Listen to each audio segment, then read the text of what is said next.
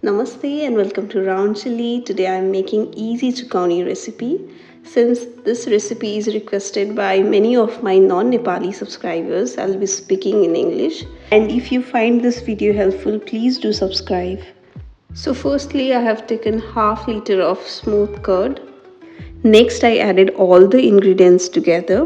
They are onion, cucumber, boiled potatoes, coriander leaves, salt, and roasted cumin powder. While adding cumin powder, make sure to use roasted cumin to get better aroma. Now let's prepare the tempering. I have taken 2 spoons of mustard oil and let's heat it. Now I added half a spoon of fenugreek seeds, dry chilies, sesame seeds, and finally turmeric powder. While adding the turmeric powder, make sure to turn off the heat to prevent it from burning. Now pour the tempering over the curd mixer in the bowl. Mix everything well and it's ready to serve. For the best flavor, make sure your curd is slightly sour.